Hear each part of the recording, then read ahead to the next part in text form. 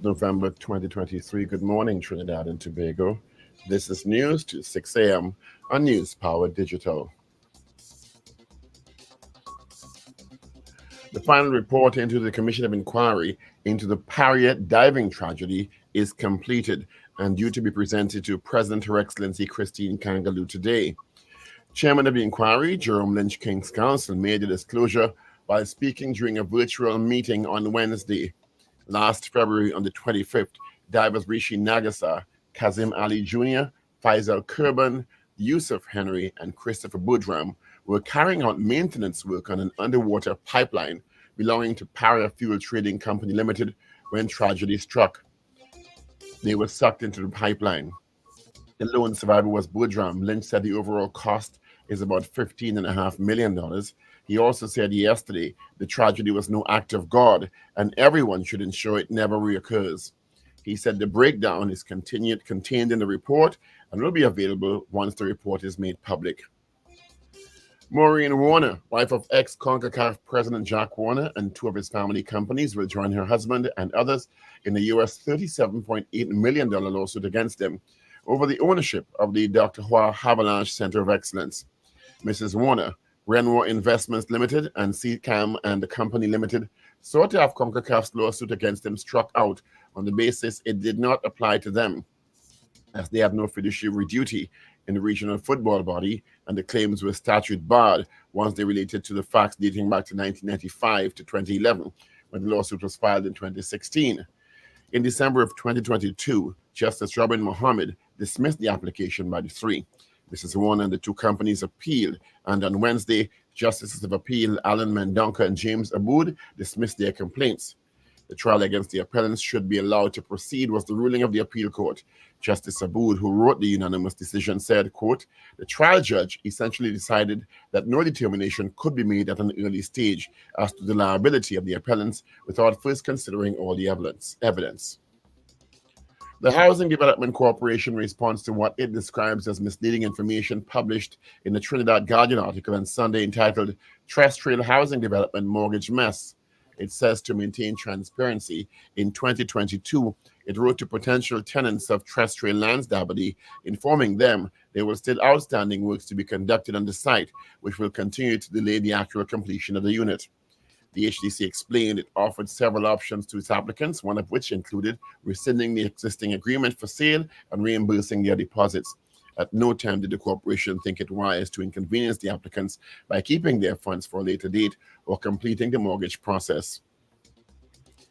Caribbean Airlines Limited decides to engage the process under the Industrial Relations Act to have challenges regarding ongoing negotiations with pilots reported to the Minister of Labor. The collective agreement is for the period 2015, September 1st to August 31st, 2018. It said the move was taken after careful consideration and in light of the challenges faced in reaching a mutually agreed resolution. The state-owned entity is hopeful the intervention of the Minister of Labor will lead to an early resolution.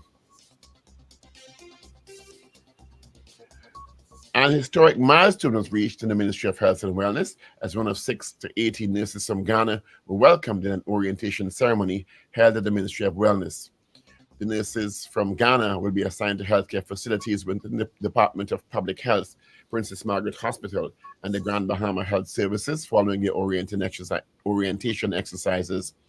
Their deployment comes in a haze of the arrival of 37 health professionals from Cuba. Speaking with the media this week, one of the nurses expressed her delight with being able to practice her profession and help others.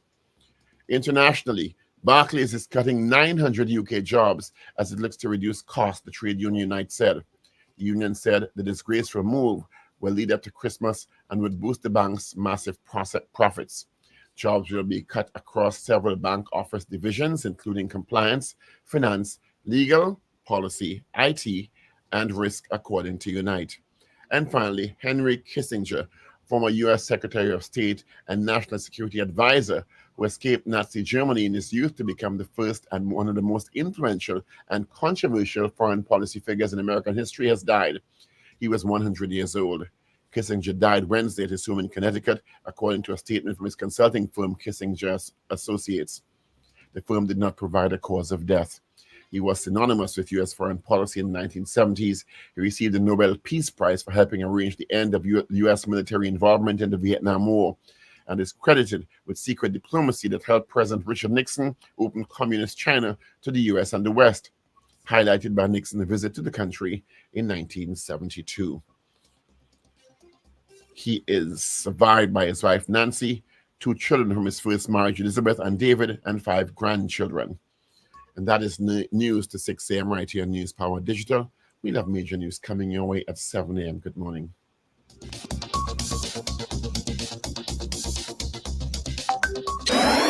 Up to date and credible. Power 102 Digital.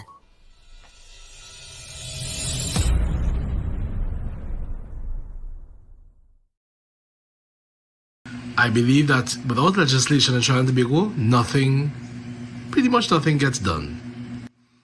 And when it comes to people with disabilities, legislation will assist in by way of education and especially employment.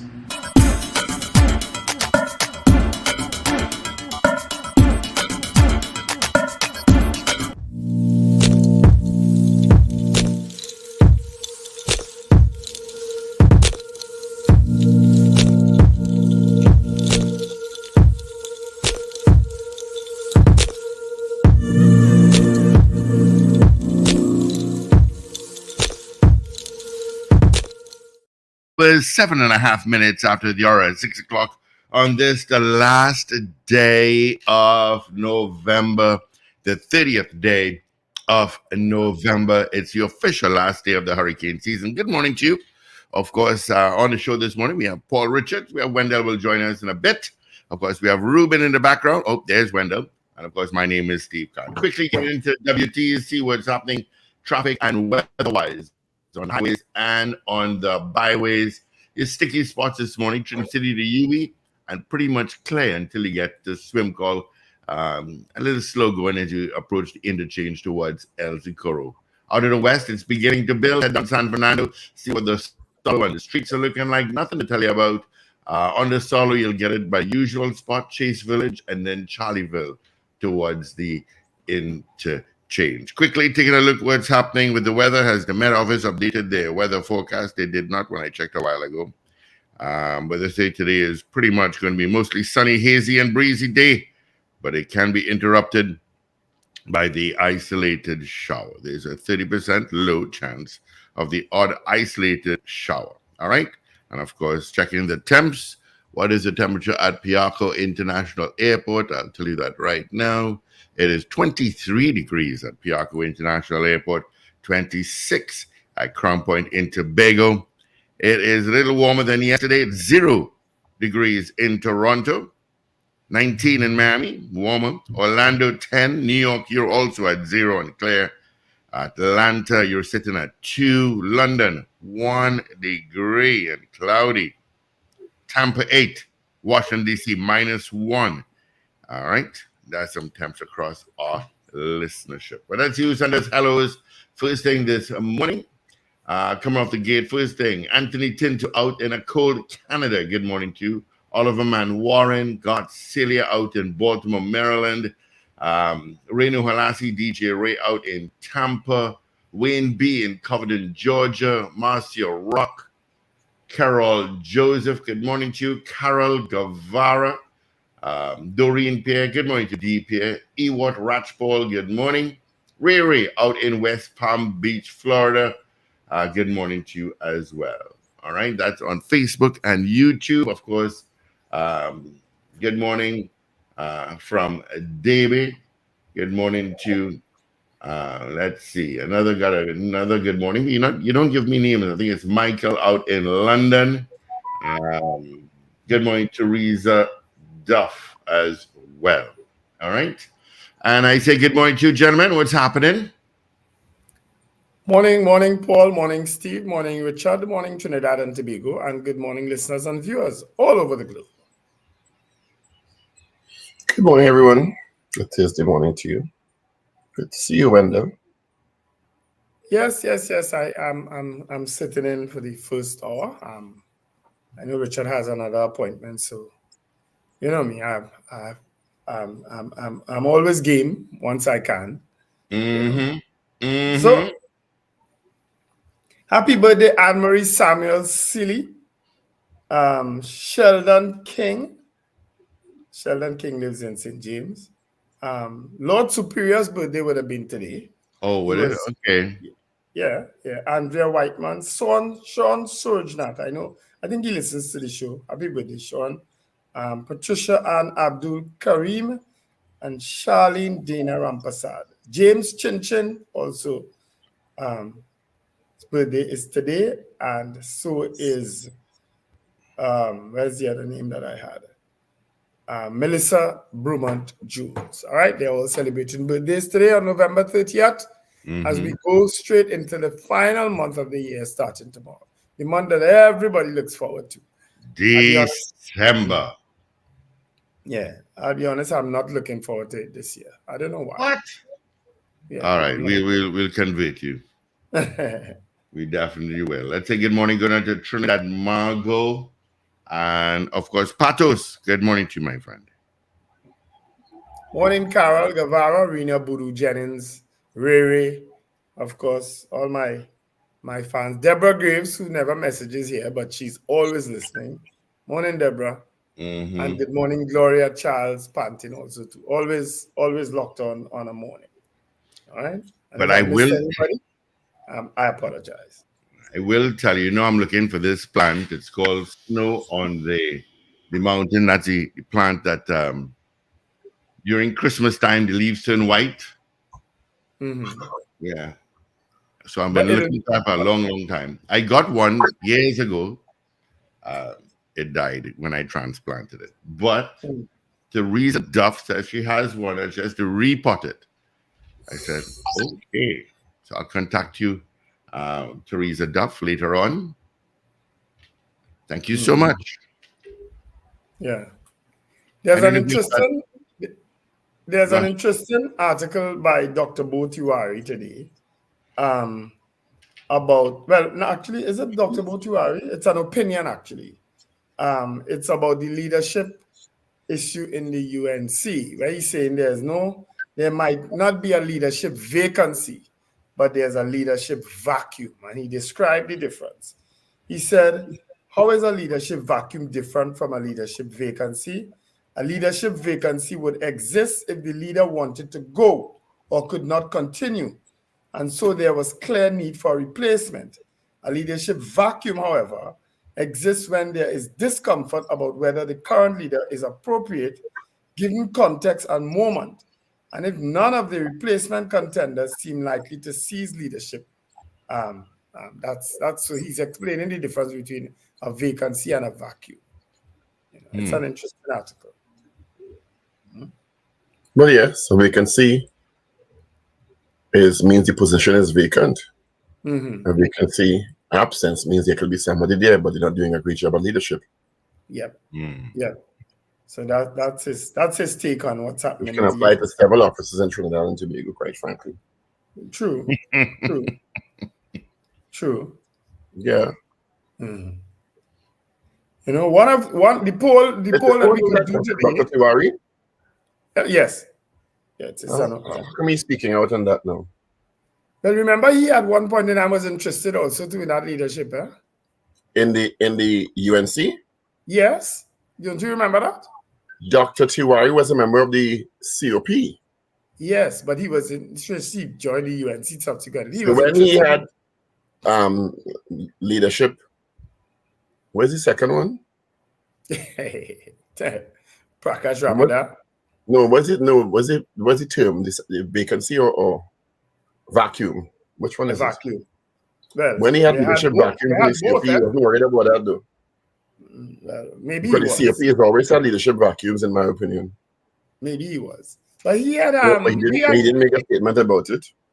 We had interviewed him in studio already. He was interested in the leadership of the UNC at one time. Yeah, but he wasn't, to my knowledge, candidate for UNC leadership. He was a COP person. A lot of the COP people were consumed within the UNC. Annie Roberts is one. Annie Roberts, I think, holds a position right now in the UNC. if I'm not mistaken. But I was going to suggest also to what the question for today could be about the Paria inquiry, whether it should be made public, because there are calls now for it to be made public. Mm-hmm. Whether people agree that it should be made public, because the head of the inquiry, Mr. Lynch, is saying that it was not an act of God and neither was it an accident. So it'll be Well, it certainly interesting. was not an act of God. An act of God. Yeah. But he's saying it also wasn't an accident. So it'll be interesting to hear where he's going with that. Yeah. Well, he's not going anywhere with it. It was either human and or mechanical error. Mm-hmm. It wasn't like a storm coming on earthquake, which is considered to force de majeure or something like that. Yeah. It wasn't that. It was human and or mechanical error on behalf of either Paria or the service company or both. Yeah. So he's right to say it wasn't an act of God. It wasn't an underwater earthquake or a tsunami or something that precipitated the accident. Well, in any event, who questions incident in terms of it being act of God? Who questions that? There are incidents that are clearly understood as acts of God. Mm-hmm. Forces of nature over which humans have no control. But Paul, and I'm just being a devil's advocate here. Really? There are other incidents, including incidents like these that are accidental in nature, that people opine at the end of the day, well, that's how God wanted it. That's how God needed you. You don't get to decide how you die. In a lot of instances. You're stretching now. You're stretching bad. Well, I'm just giving an opinion. Yeah, you're stretching. You don't have to agree with it, but I'm telling you that. As you're saying, the argument is being stretched beyond its limits now. Okay. But that's the way the argument started. The conversation started. And that's why I said we can do Paria and Mr. King's Counsel Lynch's statement that the incident wasn't an act of God. So we're now talking about humans feeling that they leave the earth too soon or too early, which to me is not connected. Well, it is. Oh, okay. Because then every human who leaves the earth accident, violently or otherwise, is an act of God. There are some people who think like that, Paul. There are some people who think like that. Politics missing you, yes. You need to come back. No, at all. Yeah. No way. I don't see a bacchanal brewing down in an area that I used to represent, with some apartments where there's been a landslide for the longest while now, and the corporation and the Ministry of Works and the MP all promised the people to help, and they're still there without help. It was big news yesterday. Again, that's down in John Street in Cocorite. And I don't know why there is a certain neglect placed in Cocorite that it's just disturbing. It is very disturbing. So I feel it for those people, because I operated for the 14 years I was there represented, very close with all of them. As a matter of fact, most of my focus was Cocorite, because it's a forgotten place. It has been a forgotten place. And since I've left, I could tell you it's been forgotten again. So I wish them the best, the residents of Seascape Apartments in John Street in Cocorite. I really hope that they get the help that they so desperately need and that they were promised. I know that for a fact. What else is happening in the news? Well, the report is due today. Mr. Lynch said it will be delivered to Her Excellency President Kangaloo today. He says the costs and all the issues will be available once the report is made public. My hope is that it is made public. I'm suggesting that we ask the question if it should be made public. Yeah, that's what Wendell said this morning. Okay. Yeah, he said it was taxpayers' money. Yeah, millions of dollars. The other big news is, of course, Mrs. Maureen Warner, wife of Jack Warner, and two family companies will be included in a lawsuit against the ownership of Dr. Juan Havilange Center of Excellence, which has always been controversial in many different ways. Mm. There was one point where I think CONCACAF gifted it to Trinidad and Tobago. That's my understanding of it. I could be wrong, but it ended up under the possession of the Warner family. Am I wrong, Wendell? No, you're not. Yeah, and there was always Those are the controversy around allegations. if it should be owned by the state of Trinidad and Tobago or the Warner family and their companies. So I think that may be the source of the lawsuit. I can't remember exactly the details. So we see how that goes. But I mean, of course, Mrs. Warner has never been front and center in her husband's businesses or dealings in CONCACAF, you know? But there had been some suggestions that she may be on the deeds for some of them. I say maybe, you understand? Yeah. So this is possibly potentially where her name comes into the lawsuit. Yeah. Kind of thing, you know? So we see how that goes. So the justices of appeal. Well, it seems that if the justices in Trinidad and Tobago have said her name will be included, I guess the next step may be moving it past the appeal court in Trinidad and Tobago. Doing well? The Privy Council. The Privy Council. Yeah. Yeah. When you have a lot of money, Privy Council is always the option. Yep. And they got a lot of money. Mm-hmm. You understand? I had several conversations, but a conversation with Gary Griffith and several correspondences back and forth on WhatsApp. Yeah. I was supposed to call him back yesterday evening. I didn't because I finished late-ish in Parliament. 7:15 is not late there. That is really. So I forgot. And he booked me last time. If I forget him, so I'll call him later on this morning because he seemed a bit rattled as to my asking him, don't pass on your information to me. Pass it on to the Guardian Express on Newsday. And he said we were the only show that actually raised the issue. But I said, well, even if other media houses didn't raise the issue of the allegations you're making, to me, the prudent thing is always going to be, in terms of transparency and accountability, if you are making serious allegations, including the allegations, the allegation he repeated yesterday, because it was not the first time he's made this allegation in the public domain, that 42 on one occasion, or some specific 50, 42, but he said 42 yesterday, million, was provided to him by the government of Trinidad and Tobago to go after political opponents. And he has text messages to support this. Make them available to the mainstream media. Yeah. And the suggestion to me, and I told him this, that, well, I'm going to keep it because it's a political ammunition. How interested are you in transparency and accountability if you are holding that as political ammunition? If it is so dire, if it is so diabolical, you understand?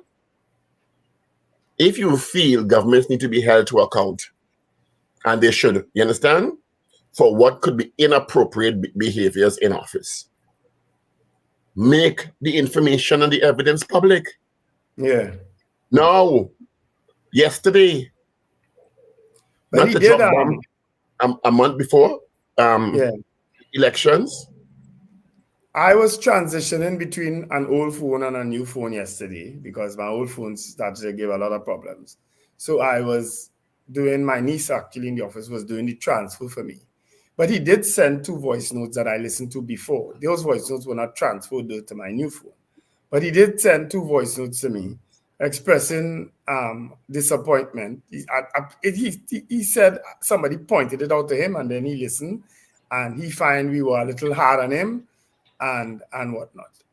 So he said that, you know, normally I'm not like that with him, but I was rough with him yesterday and I sounded like Darian and I say, oh Lord. But I really meant to call him.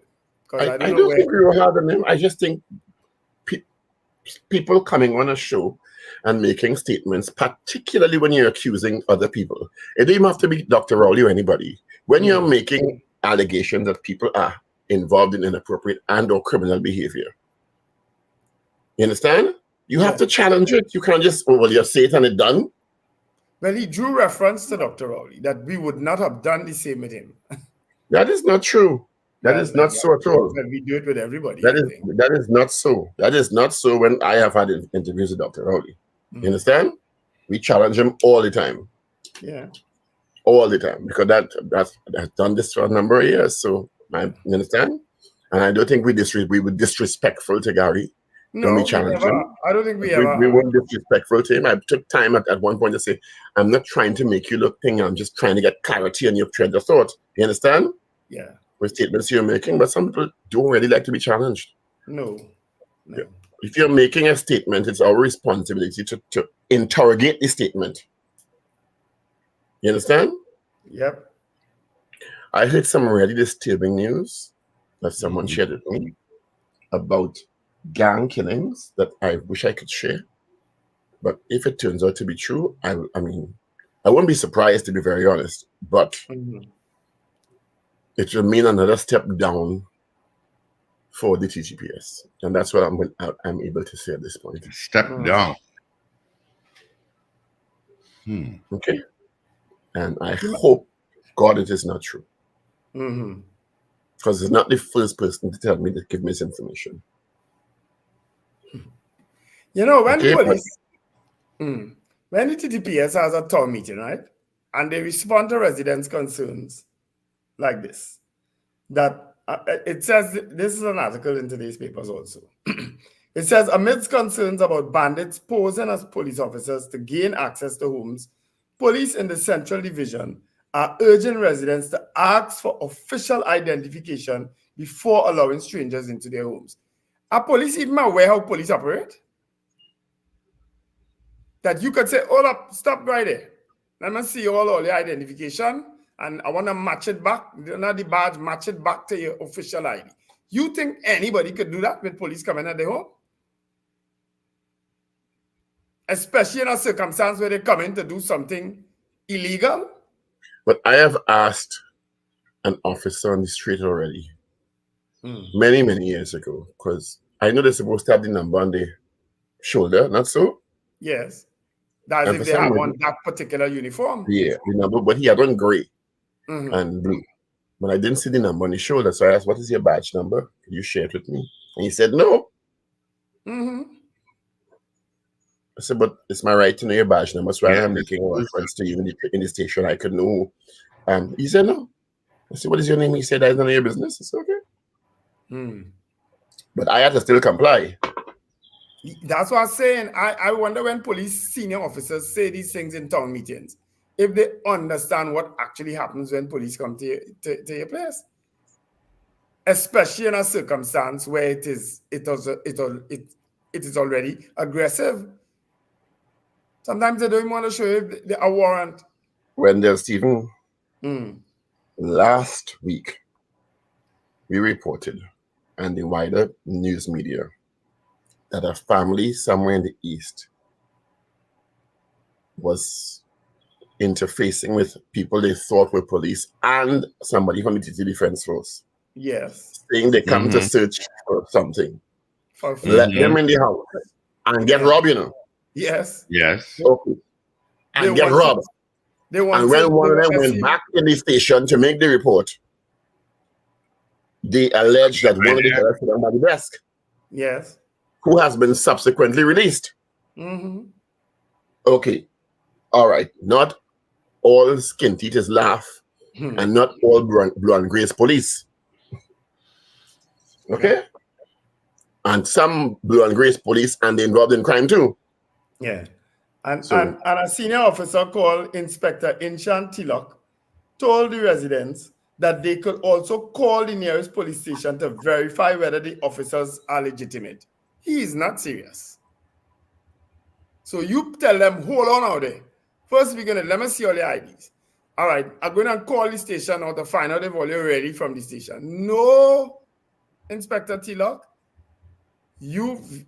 For anybody who has interfaced with police in any way, that can't happen. That ain't being allowed to happen. Them ain't taking you on. Yeah. 1 minute, let me call the station to see if you're really police. Bam, kick down door. Yep. Yeah. Right on the ground. Hand behind your back. Hand over your head. Or you call in station, whoop kick. Yeah. I'm being facetious, but it's not that far facetious, quite frankly. No, it's not. Okay? No, And I it's make no not. apology for saying it. Mm-hmm. Not all blue and gray is police, and some blue and gray that is police also involved in crime. Challenge me. Challenge me. Challenge me. Yep. And it's unfortunate to have to speak like this about the police in general, because again, not all officers are involved in crime. But now you don't even know sheep from goat. It's almost akin. We've gotten to the stage now.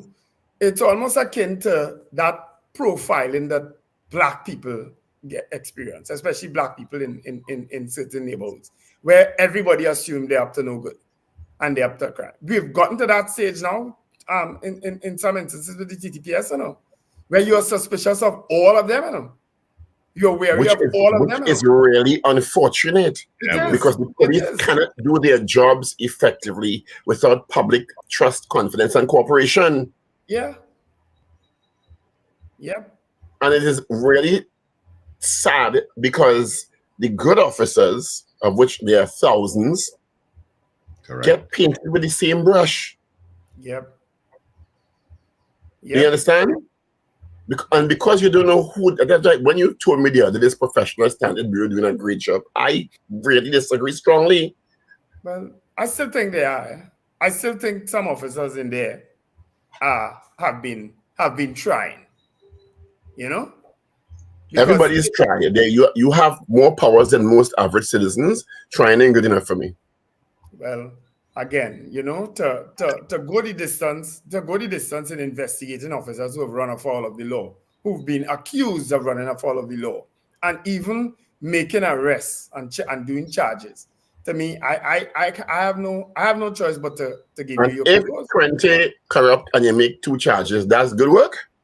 Well, again, that's the point. It's better than 0. Wow. And that's where we are. This acceptance of mediocrity. No, I didn't. It's better than 0. Oh my God, great work. I'm not going to argue this point with you, because I know we're having a discussion, my friend. No, and I know what I speak about. I have seen over the years how the professional standards bureau. I will defer to you when it comes to information about police. No, I've seen how they operate. I know you have a different level of interface with the officers. And I've seen the good and the absolute bad from even that officer. I'm not speaking of any specific officer, sir. Where? I don't know what road you're going down here. It's too late for you to pull back. I am not speaking of any specific, talking about the police service in generality. It's too late. It's too late for you to pull Yesterday, I chaired the Joint Select Committee Social Services and Public Admin, and there was a kind of new format that we engaged in terms of having town hall meetings. And it may not be the first one, but it's the first one in a long while, where we were doing an inquiry into the provision of services in the public healthcare system, particularly related to cardiovascular disease, diabetes, and cancer. So we hosted some members of the public and some stakeholder groups, including Nurses Association, Medical Association, etc. And let me tell you, and I like the format because very often people, the general public, who are paying their taxes, who want services, don't get a chance to come front and center and talk about the experiences. There was good news because most people agreed that they appreciate the Ministry of Health screening and free testing and free CDAP at some level. You understand? So it wasn't all bad news. Let me start with that, right?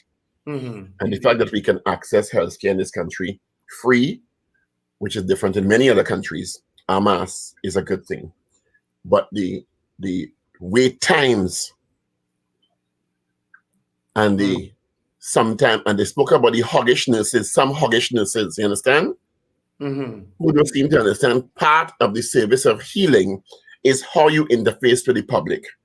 So if somebody goes in there ill and they're not feeling well, being aggressive and rude to them is not helping them. Right? Yeah. I know, but I had an experience with my mother at Mount Hope, and the service was excellent. I don't think it was because it's me, because I spoke to other patients in the ward and they said the service was great. You understand? Mm. And one nurse, and let me tell you something, I get on bad weather. Mm. I went back because I was having trouble getting one of the medications on the prescription list for my mother. And when I went back, the pharmacy had crossed off all us having gotten, and there's one that wasn't taken up. And this nurse, watch me, so you can't read? You do it? This is how she's talking to me, on the ward. And I'm looking at her and I'm saying, well, you have no idea what's coming your way. Mm. What? Something wrong with you? You can't read? You ever see doctors writing? Yes. Is it my job to interpret the writing on the prescription, or is it the pharmacist? It's the pharmacist. Well, I didn't forget she. I didn't forget she for about 15 minutes. Mm. And the ward, you heard that the ward came and I had to take her when I finished with her. Out of place. I say, you out of place. I say, you out of place. I said, you are the reason why so many of your colleagues have said bad name you. Mm. I said, you probably need to go at your job, because if you're talking to me, so I can imagine you're talking to everybody else. I said, you need to leave this job. You not fit to be a nurse. When I finished with her, I said, you should be tending to turtles and Toko, you. I thought hoggish nurses was a thing of the past. No, to be fair, most are quite, that's the way my experience at that time was excellent. They're caring, they're attentive, you understand? But that one nurse sent me crazy. And that's the one nurse who will give all the nurses a bad name. It's like the police, same thing. You understand? I didn't forget her. I see you back up the wrong tree today. I say, read the fine print next to my name. Listen to this story. Almost a month. This goes back to the TTPS again. I really don't know what's going on with the TTPS, guys, but something needs to be done quickly. It says almost a month after officers assigned to the Southern Division, you hear what I'm saying? Southern Division searched her home as part of an anti-crime exercise. A Betham woman is calling for answers as she claims pieces of her jewelry that were in her home during the exercise are still missing. Speaking with the media, Kima McShine said the search which happened early in the morning of November 2nd, led to the seizure of a quantity of jewelry, personal documents, and US and Barbadian currency as part of investigations into a robbery. She said she was released with no charges laid, and most of the jewelry and items seized were returned, but some were missing. She said officers claimed to have a warrant to search for stolen articles, and on finding the cash and jewelry, she overheard them speaking about similar valuables reported stolen during a recent home invasion.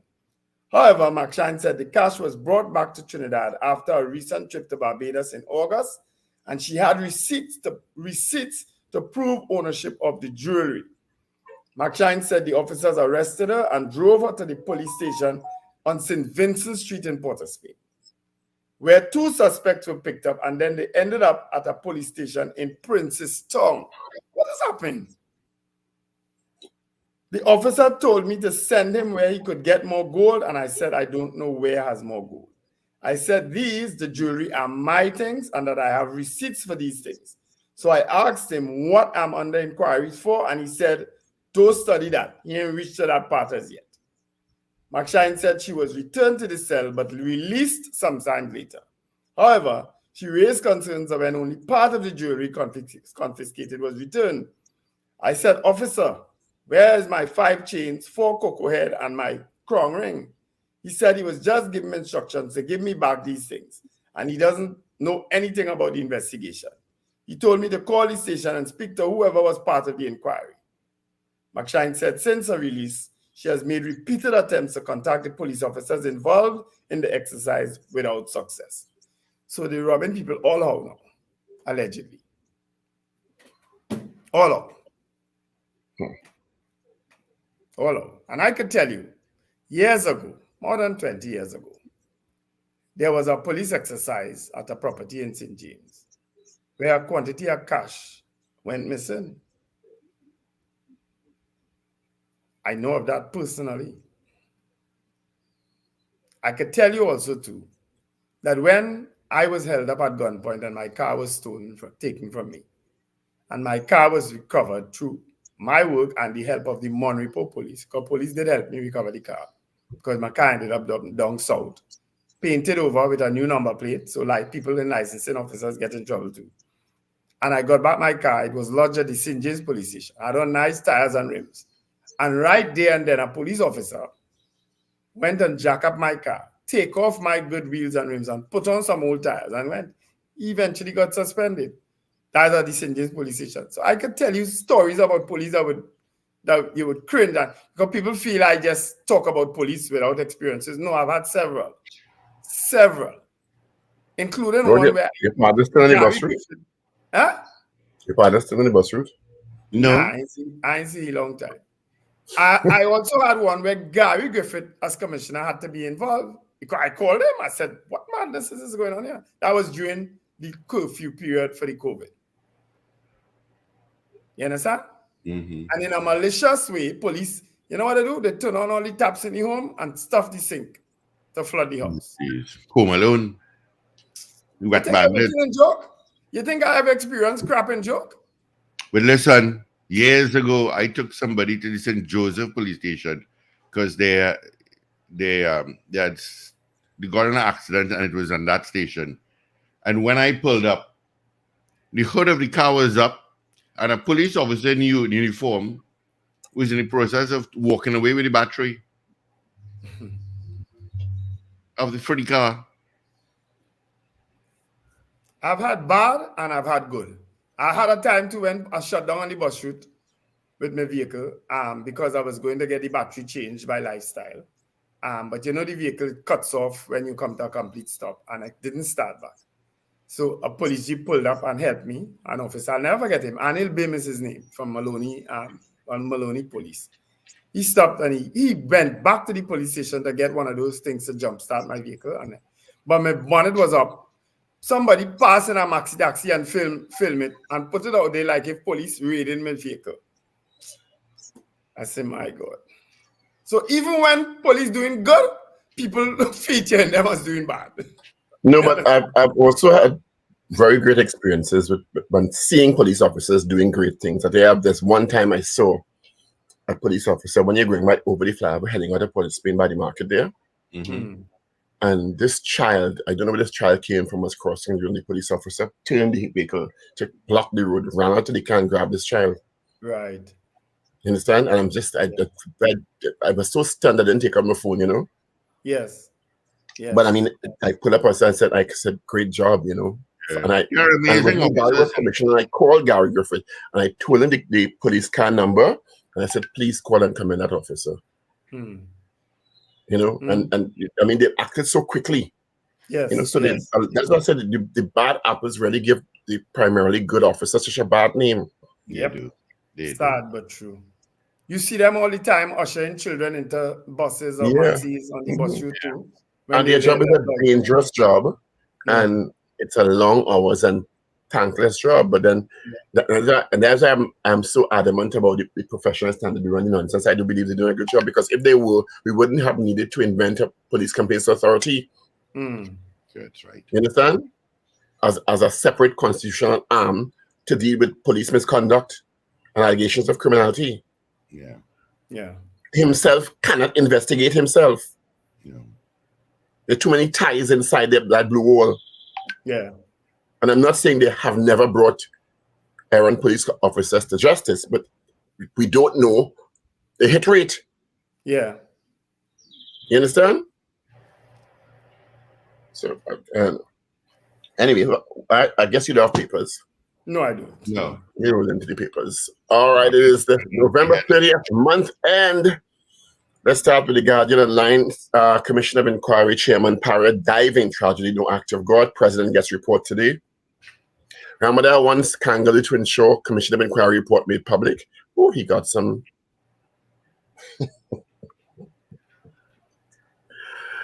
He's speaking out. Methane gas discovered at ANR Airport. Pilot body. We have very little faith in Labour Minister's intervention. The man, you know, when The man didn't speak for 5 years. Oh God, let him talk Plus, a little 5 years bit. plus. Okay? He had to ask somebody to look in her purse to find out if he still had WPC lawsuit over removal of security detail dismissed. Jack's wife to stay in case over ownership of Center of Excellence.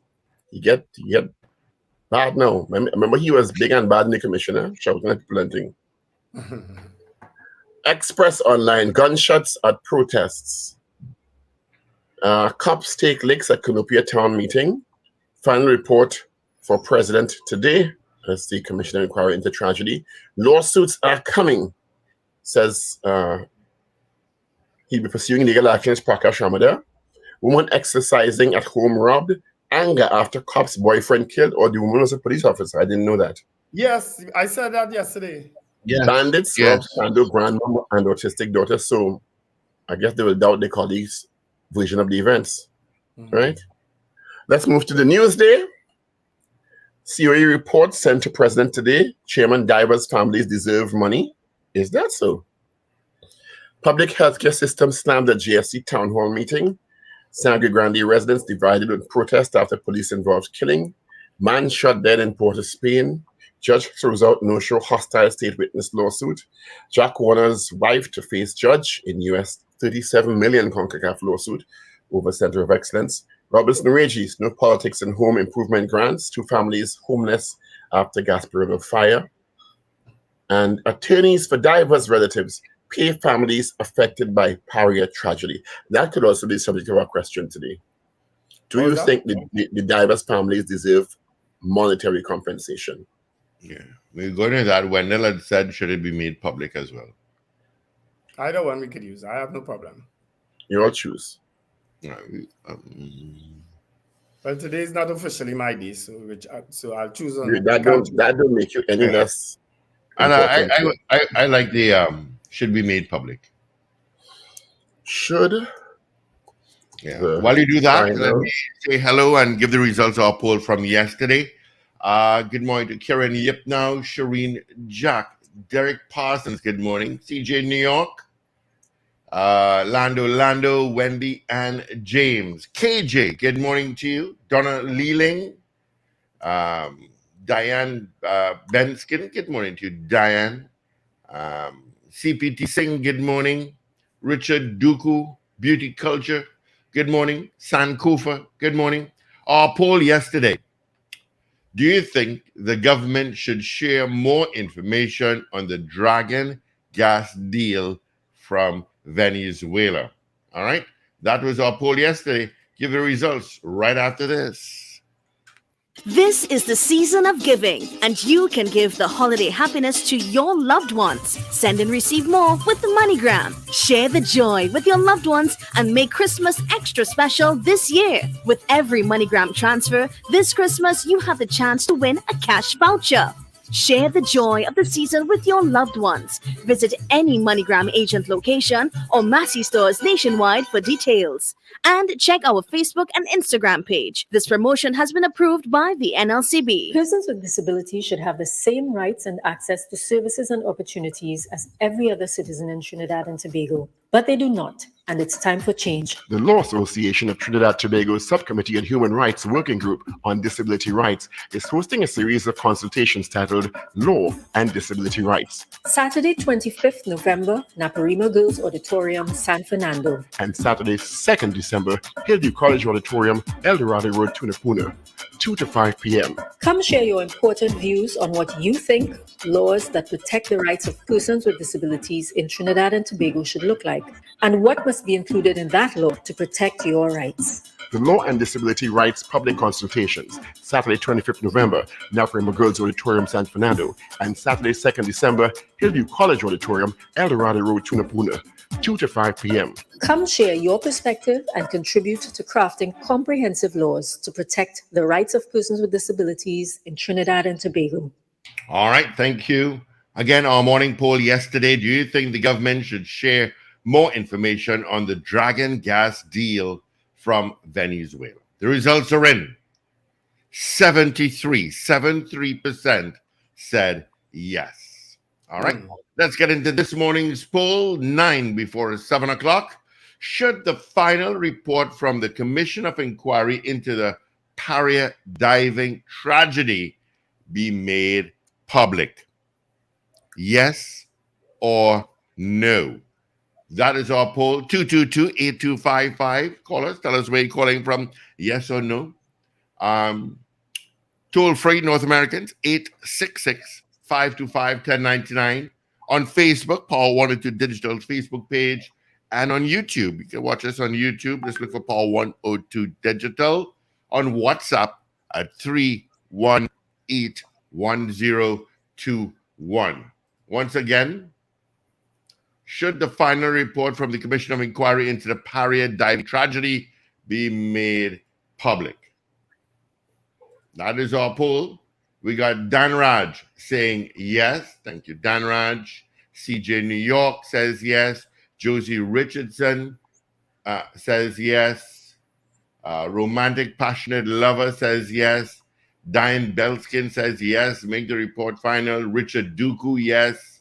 Boy Bidesi out in David. Good morning, boy. Yes. Let's see. Gregory Bauer says yes. Wayne Joseph in Ontario, Canada. Cold one this morning. Yes. John Cato. Yes. CPT Singh says no. Von Drayton says yes. Wayne B says yes. Carol Guevara says yes. Wendy Ann James out in San Juan says yes. Julia S. Batiste says yes. What says you, caller? Good morning, gentlemen. Sandy Grandy, yes. Thank you, Grandy. Good morning. Good morning. Good morning to all the political. Hey, stranger, LA, what is happening? Good morning. Good morning, Mr. Stephen. Good morning, sir. Morning, You're working long overnight hours, boy. Boy, good morning. Now, I finished night shift on day shift now, but okay. I wake up early this morning. Dr. Paul, good morning, sir. Good morning. Morning. Early in the morning to listen to you guys, and you wouldn't believe it. I set my phone to wake me up 2:30 in the morning to listen to you guys. I know. Okay, so this is what happened. Is that crazy? That's crazy. That's crazy. No, sir. Thank you. Yes. That's loyalty, which we appreciate. Hey, Wendell and Dr. Paul, let me tell you something. I listened to that interview with that guy, the head of the commission inquiry there for the incident there.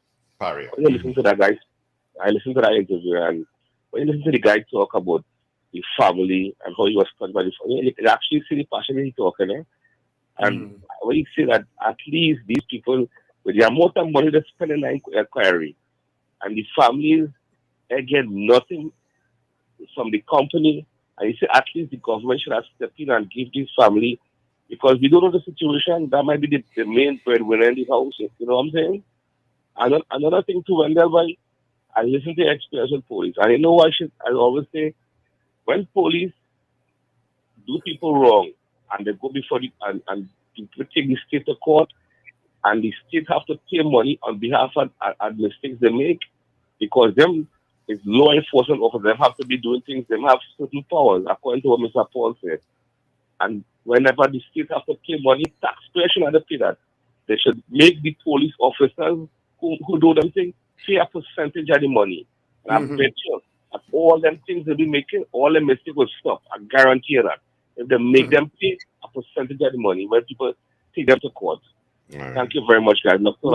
Right. Have a good day. Did you vote? No, he didn't vote. All right.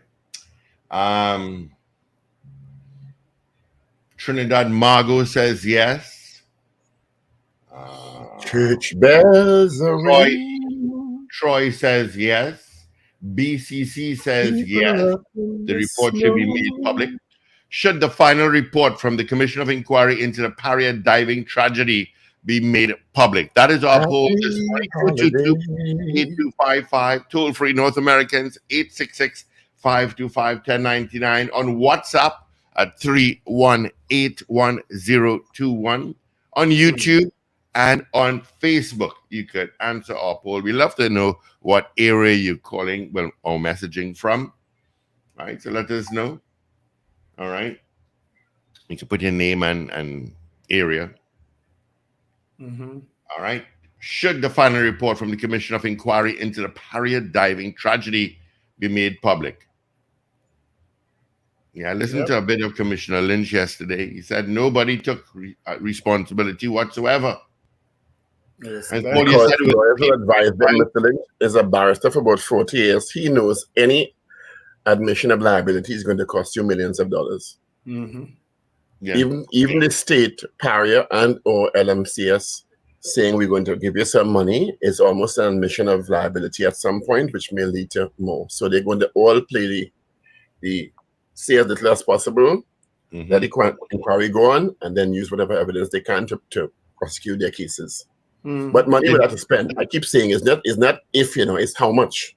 Yeah. How much? And Did you say in the news at 6 that the commission cost 15.5?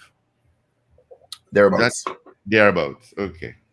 All right. Let's grab some calls. Good morning. Good morning. Morning. I say no. Morning. You say what, sorry? Not yet. But people too busy with themselves. Let them wait. You say no. Public already. No. It was your report you wanted out one time. You use one thing one time, but all of a sudden you people wait. Wait, Dorothy, wait. I don't. Wait, Zena, wait. I mean. Yeah. Right. Anyway, you usually say wait, don't arrive yet. I don't cook wild meat by me. I roast normal meat. You don't have to cook wild meat. You are the wild meat. I know it's not yours. You are the wild meat. You don't go and find the wild meat. With all you later. All right.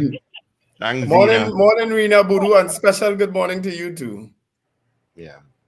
Ish out in Malik. Morning, Ish. Steve, Annan would like you to repeat the results of yesterday's poll, please. It was 73% saying yes. All right. Yesterday's poll, do you think the government should share more information on the Dragon gas deal from Venezuela? 73% said yes. All right. I'm glad he told me that. Let me just do this. So our poll this morning, should the final report from the Commission of Inquiry into the Paria diving tragedy be made public? Guess what, TNT? You paid over $15 million for that inquiry. Arno says yes. Rena Budu Jennings from Pity Valley. Special good morning to Wendell. Yes. All right. Thank you so much.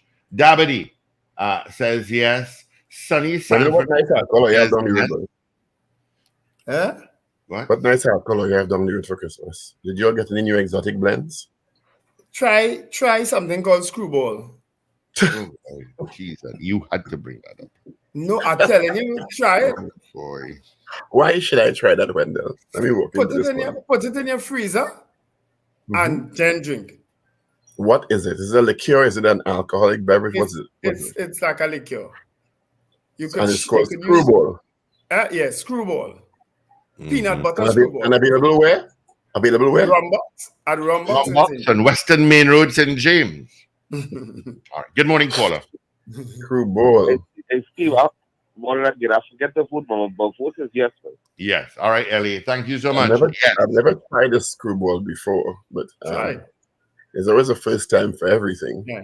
It's spelled S-K-R-E. Sounds quite a painful exercise, though. Nah, it isn't. Okay. Try it. You'll love it. For the drink, okay. You're going to like it. Mo Gaines out in Aruka says yes. Is it like Bailey's? Nah, it's better than Bailey's. It's not a milky drink. Okay. All right. It's not a milky one. Lennon Roberts says yes. Well, come and get a bottle soon, before Christmas. Yep. Try it. At Rumbox. Rumbox in St. James. 137A Western Main Road, St. James. The box where you get the rum. Before you fees. Easy to find. Right before you fees. There you go. Parking difficult. Nah, drive in the driveway. DL says yes. Nemesis says yes. Lots of votes coming in this morning. Yeah. All right. Should the final report from the Commission of Inquiry into the Paria diving tragedy be made public? Of course, it's going to be presented to the President of the Republic of Trinidad and Tobago today. then we'll see where it goes from there. Wendy and James is making an interesting comment that there should have been insurance to cover not only these divers, but all of them. But I'm sure there was some level of insurance. That's a separate compensation. I'm sure there was insurance. Because you can't do that job without insurance. No. Paria would have to have insurance. LMCS would have to insurance. The men could have personal insurance, you understand? Mm-hmm. But that's different to compensation judgment. Yeah. You have some votes came in at the end there, Steve. All right, you go ahead with it. I'll deal with it. Nemesis says yes. God Celia says yes. Jennifer Leacock says yes. And Riri has voted and said yes. Morning, Riri. She has voted all the way out there in the US. I don't know what part of the US she is now, though. But all right. Well, gentlemen, you did those, right? Mm-hmm. All right. Let me just double check that I have none on WhatsApp. We got nothing there. Let's get into our 7 o'clock major news. I wish I could turn the camera around. Let's get into it. This is your news bulletin from Power 102 Digital. Commission of Inquiry report into Paria diving tragedy completed. The chairman calls for family to be compensated. Jack Warner's wife to face judge in U.S. $37 million CONCACAF lawsuit over Center of Excellence. Cal seeks Minister of Labor's intervention into challenges faced during negotiations with pilots, and HDC assures transparency in its process as it responds to an article from a daily newspaper on the terrestrial housing development. Details in a moment.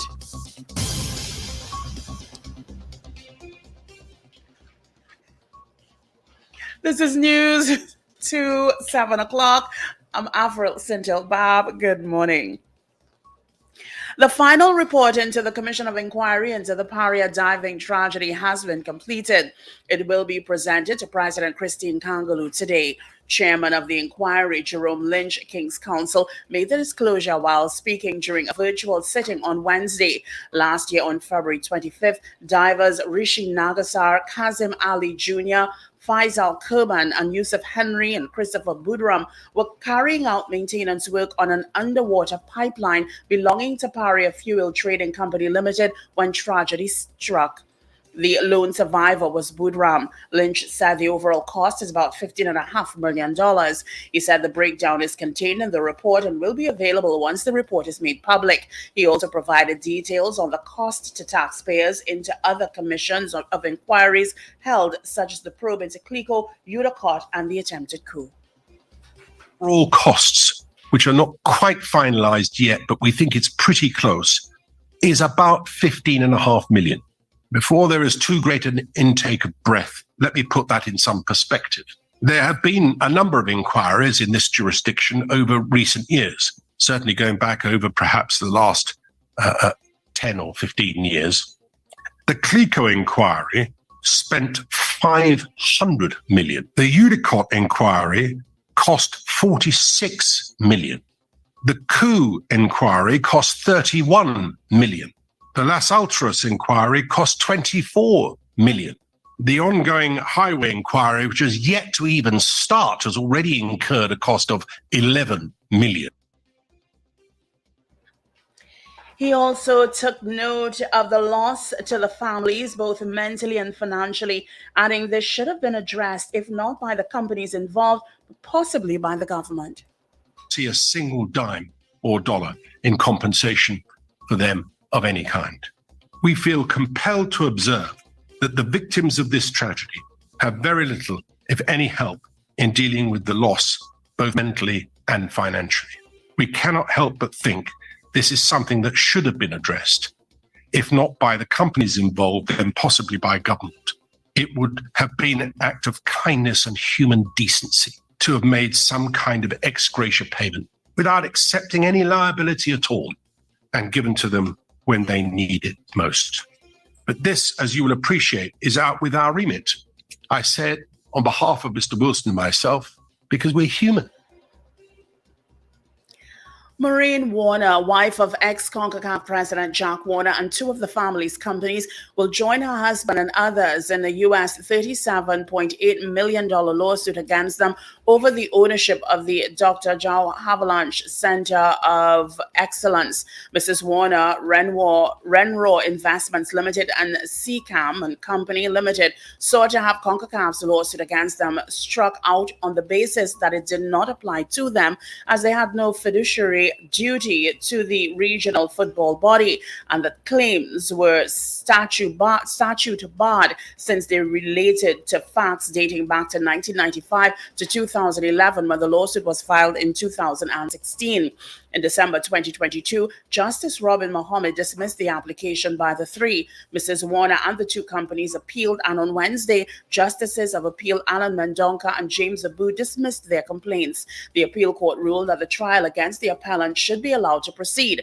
Justice Abu, who wrote the unanimous decision, said the trial judge essentially decided that no determination could be made at an early stage, as the ability of the appellants without first considering liability of the appellants without first considering all of the evidence.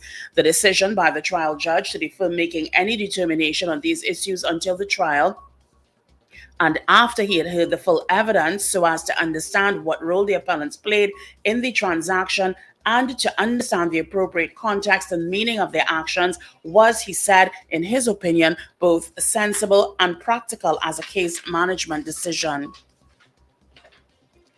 The Housing Development Corporation has responded to what it describes as misleading information published in a Trinidad Guardian article on Sunday entitled Terrestrial Housing Development Mortgage Mess.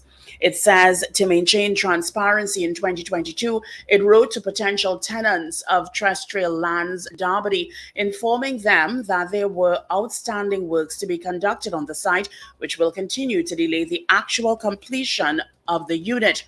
The HDC explains it offered several options to its applicants, one of which included rescinding the existing agreement for sale and reimbursing their deposits. And at no point did the corporation think it wise to inconvenience the applicants by keeping their funds for a later date or completing the mortgage process. It says while persons may have a right to glean information under the Freedom of Information Act, the HDC is wary of individuals requesting confidential information about its programs and projects to create mischief in the public domain. Caribbean Airlines Limited decided to engage the process under the Industrial Relations Act and to have challenges regarding ongoing negotiations with pilots, reported to the Minister of Labor. The collective agreement is for the period September 1st, 2015 to August 31st, 2018, It says the move was taken after careful consideration and in light of challenges faced in reaching a mutually agreeable resolution. On August 20th, 2023, the Industrial Court issued an injunction against the Trinidad and Tobago Airline Pilots Association, preventing pilots from taking industrial action.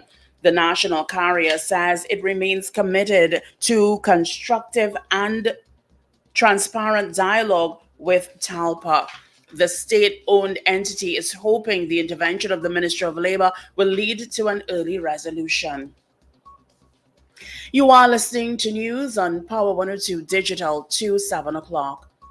Former workers of the Petroleum Company of Trinidad and Tobago will be gathering at Pointe-a-Pierre roundabout at 4:30 p.m. on Thursday in remembrance of the closure of the company 5 years ago. OWTU claims 5 years following the closure that placed all company workers and their families on the breadline. Workers and the country continue to suffer as a result of the decision made by the government.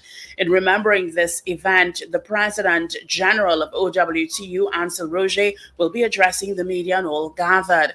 Also, as part of his address, he will be speaking on the recently completed Commission of Inquiry report into Paria. Finally, here is weather news for the period today until midnight. Trinidad and Tobago, sunny, slightly hazy, and at times breezy conditions are expected, despite a brief shower. There is also a low chance of an isolated afternoon heavy shower or thunderstorm. Tonight will be fair and cool. Expect a temperature high of 32 degrees Celsius, both at Piarco International Airport and Crown Point in Tobago. Currently, the temperature at Piarco is 25 degrees Celsius. It is 27 degrees Celsius at Crown Point. Recapping your headlines at 7 o'clock, Commission of Inquiry report into Paria diving tragedy completed. Chairman calls for family to be compensated. Jack Warner's wife to face judge in a U.S. $37 million CONCACAF lawsuit over the Center of Excellence. Cal seeks Ministry of Labor's intervention into challenges faced during negotiations with pilots, and the HDC assures transparency in its process as it responds to an article from a daily newspaper on the terrestrial housing development. I'm Avril Sindel-Bob. That was News 2, 7 o'clock on Power 102 Digital. Look out for more news in detail at 12 noon today and an update at 8 o'clock this morning. For more details, log on to power102fm.com.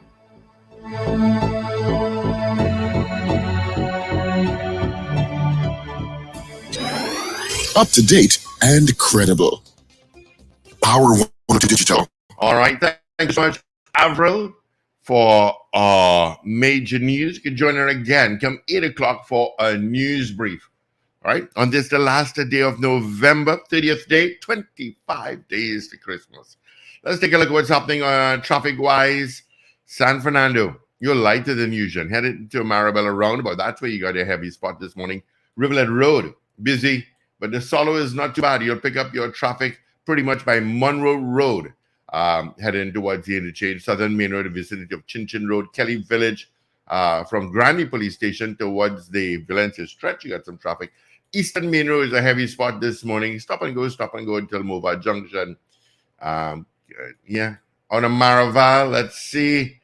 Yeah, you're going to pick up a traffic from Moncoco Road. Of course, next week is the last week of the school. This is the last week of the school term. Diego Martin, all routes got some traffic. All right. That's a traffic update for you. All right, so let's get the results of our morning poll. Checking to see if I have any more votes. Nothing there. Nothing there. All right. Should the final report? Lennon Roberts said yes. Lennon Roberts. Yeah, I said that before the news. Yeah. Yeah. And Marcia Rock. I didn't see that either. Yeah. So I didn't see Marcia Rock. Yeah. Yeah. Jennifer Leacock says yes. Garcilia says yes. I think we had those already. Okay. Yeah, we had those. Should the final report from the Commission of Inquiry into the Paria diving tragedy be made public? That is our poll this morning. What results we got for us this morning? We had 33 people saying yes, and 2 said no. 33 said yes, 2 said no. All right. Interesting. That's tomorrow or Monday. The family should be paid compensation. Yeah, we could do that tomorrow. But I understand the legal process involved. No one is just going to hand out money just so, because they're going to wrangle over who's liable. And I'm presuming both parties may be held liable at some level. But the one with the bigger money will pay more. Well, if I'm not mistaken, I think Mr. Lynn said they can't pronounce any judgment. No, they can't. It's a finding exercise. They can't. Yeah. They're not. The remit is not to judge. The remit is to facilitate testimony and create a report from the testimony. Yes. That's what the commission inquiry is for. Because no commission inquiry that I remember has the ability to assign blame or judgment or responsibility. He did, as I said, say it's no act of God, so they can't say it's God do that and get out of that. God. Anyway, 222 talk 222-8255. I'm gonna stick around with you guys for a bit. All right. Thank you so much. My son is getting ready, so as soon as he's ready, I have to go. Okay. All right. So we have that thing now. Sorry? I have that thing for you. We'll try and hook up sometime. What thing is that one? Dancing man. Oh, yes, okay. Yeah. Former workers at Petrotrin will be gathering at Point de Paix at 4:30 p.m. today in remembrance of the closure of the company 5 years ago. OWTU President Anthony Roche will be addressing the media at all gathered. Yeah. I don't know. Somebody Somebody asked me to do an interview with them about some crime march, and I said, so why though? I don't understand I understand the symbolism of it, but I don't know what a crime march accomplishes, or an anti-crime march, I should say. I really don't know. March. It's a way of mobilizing communities sometimes, huh? That's how I see it. All my lines are lit up, so let's take a call. Good morning. Yeah. Good morning. Good morning, everyone. Good morning. Morning, big guy. Hi. In reference to the interview yesterday with Gary Griffith, where Dr. Richards requested him to bring out the information in public, I find it very similar, likewise, that the Prime Minister has information on Gary Griffith. And why doesn't he bring it out in public? Because he was only gagged for Parliament, not for the public. Well, to be fair, the Prime Minister said he was trying to make it public through laying it in Parliament, which was injuncted. So, yeah, but why can't he come out to Piggott Court and see it in Belmont? He has nothing stopping him from doing that in Belmont and Piggott's Corner, correct? I guess you're right about that. Yeah, that's where Gary could bring out his thing and see it in public, but if he's not true, he gets sued. And likewise, if the Prime Minister goes up Piggott Corner in Belmont and says it, he will get sued if it's not true. So, and also, one of the things is that it's very strange that you could investigate someone and not ask that person a single question or let them know that you're being investigated. Okay, that's just my point this morning, gentlemen. You all have a beautiful day. You have a warm one, my friend. You have a warm one. Good morning, caller. Let's express condolences to David Michael Rudder on the passing of his mother. She Oh, was really? 101 years old. I'm sorry. What? Condolences, David. She was 101. David Rudder's mom. Wow.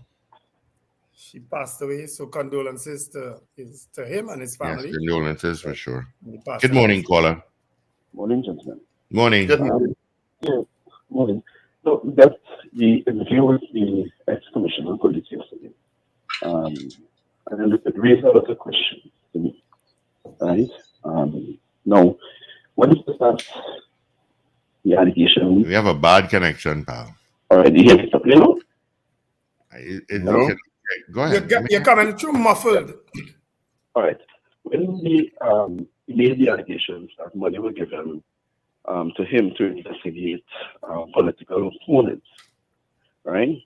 Now, I can recall a few, probably last year or so, whereby they had special auditors, investigators, lawyers that came down to investigate matters. If I'm not correct, the EMG matter and other matters that are on my investigation.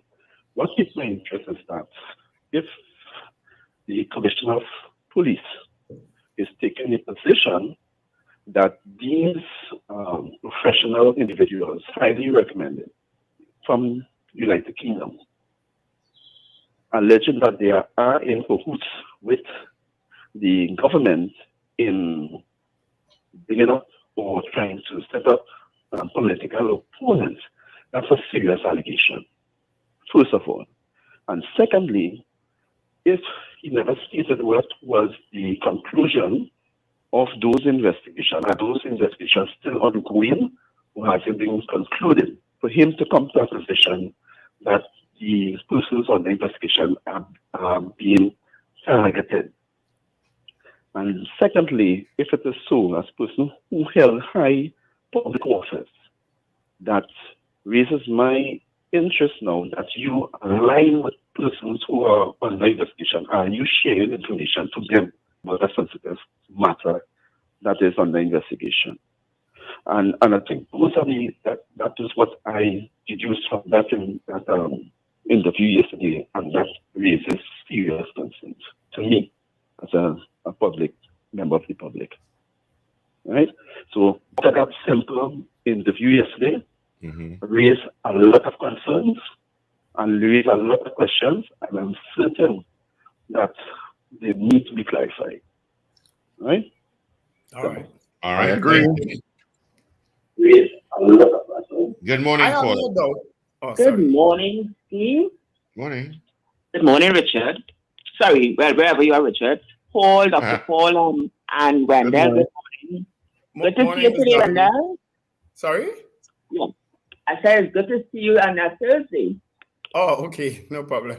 Every now and then, just catch me. Glad you're feeling better, Steve. Yeah, it's just a little cough and a little fatigue, but that's about it. And you know, little stress and thing on your neck, like, oh. Stop. Yeah, I'm happy once my neck is warm. Yes. Okay. So, first thing, that interview yesterday, to tell you all the truth, I don't like to listen to any interview because he's saying things he has been saying for the last 3 years. But, you know, I like your program, so I sat down and I listened. And here, you know, there's the first interview, because sometimes when I start listening with another station, he wants to dominate the thing, and you know, too much of stupid talk, you know. But yesterday's interview, Paul, I like it too bad. And for you to say this morning how probably somebody had an issue with it. So what do you think it is? What you come there for? For you to sit down and just say what you want to say and without proof of things? He said me and Paul sound like two PNM attacking him. And that is the point. Because you don't agree with somebody, you are PNM. So that I is am a PNM. Well, you know that. Paul independent. So what? Paul and a PNM independent. Depending on how I vote this week or next week, I said a PNM or UNC people mine. So anybody worried, if you call me one of the two too long, I get worried. Anytime somebody in an interview with him, when he's doing an interview, once you don't agree with him, you're a PNM. So what do you mean? What do you mean, Gary Griffith? So you must have the thing all the way how you want it and how you want to say it and how you want to coach it. But you mustn't challenge him. But to be honest, I enjoyed the interview, and that was the first time I've listened to him for so long. Because I can't take him at all because of the things he does and says to other people who interview him. So that was that. I hope he come back in a long time. Anyway, the next part of the thing is yesterday's Mr. Lynch. But didn't Minister Stuart Young said months ago that whenever this inquiry is finished, the reports will be made public? And I think that Dr. Rowley said it as well. So I think that has to be done. This one I said and I say yes, but I think it was mentioned already that when the report is made is finished, it will be made public. So you know they can't hide from that. Did you say you voted this morning and said yes? Yeah. Which one of those names? On WhatsApp. You voted on WhatsApp. Okay. Yeah. And the thing is, I listened to Prakash Ramada yesterday again. Of course, he's defending his people. He has his clients. I think he was so, just as in the inquiry, how he was so aggressive and like if it was a criminal murder charge or some kind of thing. He was starting to like that yesterday too. They have to be compensated. The testosterone level must serious back up. Yeah, because I think it's been very low at one point. Yeah, that is true. That is true. And it seemed non-existent at one point. I know. A lot of people will think the same. We know that. The family must be compensated, but it's how he was saying it. It's his way of saying it. I say, oh God, he resurrects. Oh my. But say what? So you all have a good day and I'm listening Same to you. All right, have a good one. Sometimes your testosterone levels drop, but they don't drop for 5 years. Well, it's called, there's a term for it, you know. I wonder if I should use it, boy. I don't want to get buff again like yesterday. Andropause? Nah. May have a parallel to menopause, you know. They use them to all these big fans and fan the king or the Caesar. You can't remember? There's be wrongly the king fanning so.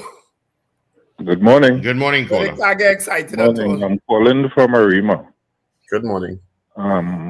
Morning, sir. I listened to the program yesterday with Mr. Griffith, and the discussion come up that there's a certain percentage of the population who don't want PNM and doesn't want the UNC. So a third party comes along and a certain portion of that population decides to go with the third party. I'm trying to make sense of it. If people are saying they don't want the PNM, they don't want the UNC, and then the third party comes along now and saying they're going and join with the UNC, are trying to make sense of it. You know, Paul posed that to him yesterday also, caller. It doesn't make any sense. Yeah. In addition to which, there is a presumption that I have not seen supported by evidence that 2008 cadre is the same. Is it smaller? Is it larger? And even if we presume it's there, let's just presume for conversation's sake it is still there. It does not necessarily mean that a third party is going to attract them. And we cannot also assume that the citizens who supported the COP at the time will automatically support the third party now. Exactly. But there are these assumptions being made and trying to be justified that I don't know that there's evidence to support it. Yeah. If you don't want the PNM, you don't want the UNC, I can't see how a third party joining with PNM or the UNC making any sense. Well, they seem to think that's my contribution. Yeah. All right. Thanks. All the best. Thank you. All the best. There are a lot of people, and they use statistics conveniently to think that this 150 to 200,000 Randall. people gonna just go and support them. Randall, do not be unkind to the science of statistics. That is not statistics, okay? Mm. All right. Well, Say data. happy Independence Day to the folks out in Barbados. Happy Independence Day to you guys. Happy Independence, Barbados. Yeah. Good morning, caller. Carl Guevara, you're right. That's the name. I just didn't want to call it. Good morning. Morning, Wendell, Paul Richard, Steve Morning, morning. Mr. Patrick, morning. I listened to the inquiry report last night with Mr. Lynch. And Mr. Lynch was actually saying that the both companies flout the OSHA clause. And that's the problem with a lot of companies, a lot of people. You want to do jobs, you want to give out contracts and jobs, but you're not upkeeping the laws. The same thing, the Wasa fella, we're not in a trench and all that following them. They flout the laws. You need to put protective gears, measures and things in place to do them kind of jobs. That way you'll always find a set of accidents and danger going on in the place. We need to get serious with them OSHA Act law. Yeah. I'm supportive of that. Nothing in place, right? Yeah. You see people. Let me give an example again, Mr. Patrick, and I'm happy you raised it because I see it all the time. You see people using these weed whackers at the side of the road, and you'll see there are two people holding a net, right? A screen to protect the vehicle from the stone from hitting the vehicles. But in most instances, those two people don't have on goggles. So the stone can hit them in the eye. They're protecting the car that you could fix, but they ain't protecting the eye. Yeah. But you know, I noticed that. And I always wonder if they hit a stone and hits that screen, would it stop the stone or would it go through the screen? But guess No, what? the screen, even if the stone stops the screen, I think Wendell's point is that the person's not holding and they're not standing behind it either. They're standing at the side of it, which means they're exposed to the potential stone. You have a shield to put over your face, a head shield to put over your whole face. People, I don't think we do that. No. Yeah. The highway, that is bills to Point Fortin Library. The DJ fella will die. I was listening to that program recently that the highway, the roundabout, not finished completely. I have no lighting system, even on the roadway. So this black piece of road going up the road and no lighting. Drivers already take all the time on the road, they always don't know the road there. You understand? Because our friend in the state, he said, if you don't know a road, you need to take your time on the road. You understand? So when they reach up on the roundabout, they couldn't do nothing. You understand? Only fix the road, put proper lighting. Twin City, the road right now, it came from. I saw Tiantec was doing some repair work on the high tension line. And after that, it had no street light on the road. Tiantec come up, put back on the light, please. Thank you very much. Yeah. All right. I go to that. Yeah. All right, Mr. Patrick. Thank you. Good morning. Oh.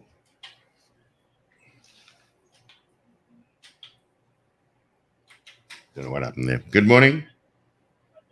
Hey, good morning. Good morning. Good morning.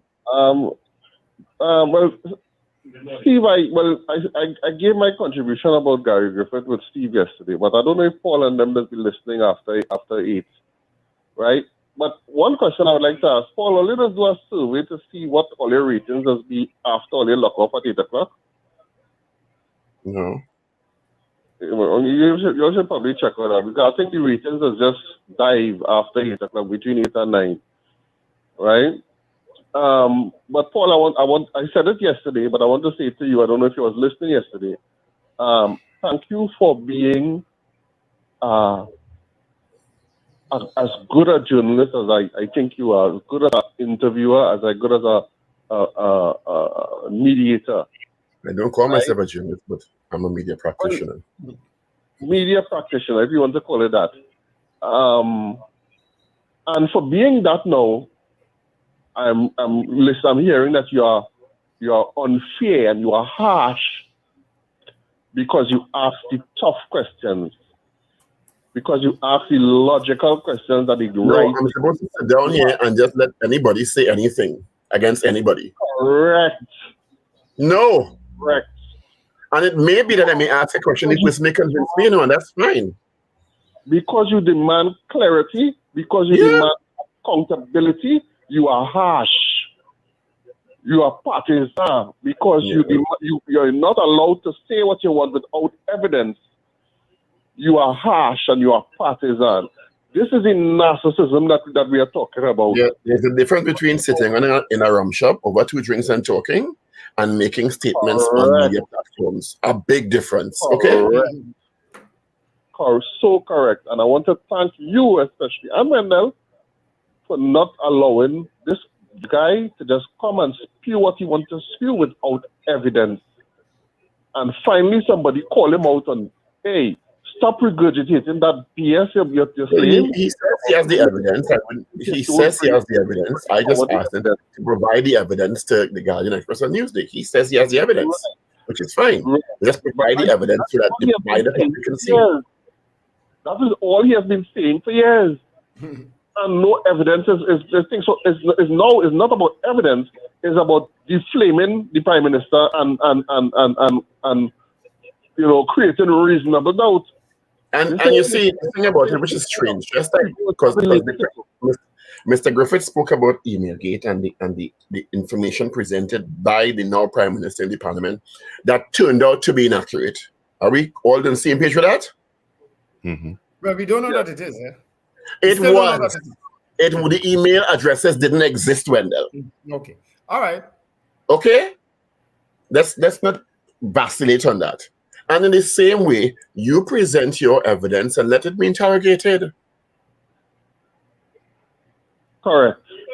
You understand? Well, he could also because we've always been very respectful of Gary Griffith, especially myself. I have always been very respectful of him. And we've had a really good ongoing relationship. When we call him, he makes himself available, which we greatly appreciate. Mm-hmm. And he calls us sometimes and we facilitate him. So it's a great working relationship. But that doesn't mean we should sit down and let anybody just say what they want. That's not the job. Yeah. What Gary also has available to him is you're in bed now with the UNC, get a senatorial appointment and go in there and say what you have to say. I don't know that he's in bed now with the UNC either, Wendell. He had an accommodation for the local government election. Well, again, just like I will challenge Guy Griffith, I'll challenge you when I don't think you're making accurate statements. Even if you're joking. You understand? Okay, the same room. Everything people say, but it's the same way I do with you all. Okay, he's not in the bed, he in the room. He's not in the bed. Lord. He's standing up in the corner of the room waiting. Right? He's in the room. He's right in the corner. Thank God. Right? Okay. All right. I don't know that he's in the room either. In the corner. He's up in the corner. He had an accommodation for the local government election, and I don't know that still exists today. Good morning, caller. Good one, though. Gentlemen, Paul all right. Take it down. You must know when to get You up. know, when I buy you, you don't tell me take it down. Yeah, what she say? She have say you to must know know when to get hot. When I buy you, I must know when to get. You want to tell me when to get hot? Oh, boy. That's for me. That's not for me. I will get hot when I want to get hot. You had to know when and where to get hot. Cabinet this morning. And leave Wendell alone for me, please. So Wendell and I belong to that same party. That's a little Good call you. we're not doing. Democratic choice is always great. Yes. Yes, I'm glad everybody coming out to Lolo yesterday morning. I just get sick when I hear certain people all you call to interview. You know why I get sick? That people don't know how to conduct themselves. I don't like the disrespect to Dr. Rowley all the time, calling names and referring to him as who or what, always not nice. And I think that everything is about me and I, and what happened. A lot of things that they claiming they did and bring down crime. We were in a pandemic. Nobody was even going anywhere. So I dismiss everything that those people talk. I'm not calling name, but whoever the captain draw the string. I don't get caught up in. Gary has the right to have whatever personality he wants. You understand? You can't make somebody have the personality you want. They mightn't like your personality. My issue is when somebody is saying something, make sure you can substantiate it with evidence. That's all. But yes, but that person don't like to be questioned. He must do all the talking, and he's But then this is not the platform. This is not the platform for you. Well, okay, that is why I don't know why people go to him. He's not the only person. Why not? Why not? He's a political leader of a registered political party. Why not? Because you like him, he shouldn't have airtime? I disagree with that. Not on that. I'm talking about on the matters with the police. If we have so many retired past. He is a immediate former police commissioner. His voice is relevant with police matters. Yeah. Well, you might not agree with him, but his voice is relevant. But I don't only hear about me and I and me and I. And there's a personality trait here I do like or you do like, but doesn't mean his voice is irrelevant. I personally feel so. Look at Carlisle. Carlisle, you're easy. Hey, Carlisle. Paul, don't lift your credibility. It is obvious that Mr. Griffith is in bed with the UNC. He's under the. Well, Carlisle, sir, until Mr. Griffith tells me that, I don't know that this is true now. Forget, and you read it. I talking to you reading about Carlisle. What happened? And then I'll be right next to you and I'll read it. What's your point? When you're in the presence, you forget when you're in the presence of me alone. You want me to read. Presence of the Queen. The presence of the Queen. From an I person now, I and me. Deal with me and I. You who have me and strong, you're talking about deal with you alone. You have two or more, but you want to be dealt with alone. Gentlemen, let me leave Paul alone. Terence Brown, he said he is not the only relevant voice. The other commissioners that we try to get on prefer not to speak on the show. Yes, we've tried. Yes, that's a fact. We have tried. The other commissioners don't really want to speak. Yeah. I know why some like to speak. Anyhow, gentlemen, you have Steve, here you get your tree. You get in your plan. Well, I don't know. I have to call Miss Duff later on. All right. Well, I got to call Teresa Duff later on. The name, I was trying to find out the correct name. Yeah, Snowy Mountain.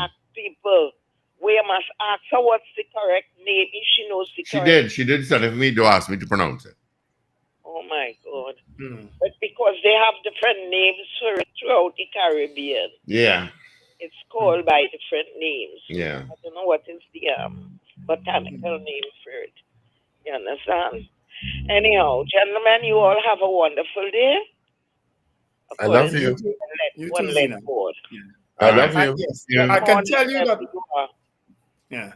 I can tell you all that other former commissioners listen also, because I wouldn't call any name. Bye. I wouldn't call any name, but I've gotten messages from other commissioners. And I speak to semi-regularly, and they give me the information, but they prefer not to go on air. Yes, that's a fact. And we have to respect that. Yeah. So then we're not trying. Yeah. We have another call, gentlemen. All lines lit up. Good morning. Yeah, this is Big Guy again. I'll be very quick. Big Guy. I know the station has a certain way it goes in certain things. I am a follower of Gary Griffith. Okay, people are afraid to call in for whatever reason they're afraid to call in because of how the station is. But I'm a follower of Gary Griffith. What does that mean, big guy? How is the Because of station? the way the Explain that to station me. is. How is the station is? Explain that to me. What is the station? Yeah, what does that mean? What does that mean? If I explain, I'm going to get in trouble. Let me try. No, explain. No, it's fine. Let me Make a statement. Explain. Let me check. Can I say it? All right. Absolutely. I'm saying this is my take on it. And it's because I follow, I appreciate Gary Griffith. I find if you're a bit, I have no problem with the interview yesterday. You're a bit, okay, let me change. Let me say that another way. When the... But you ain't even said one way, you want to say it another way? No, let me, I want to clarify I'm going to say. Whereas with other people, I don't find you as harsh. When certainly Minister of National Security comes, you all don't come down on him hard enough about the body cams.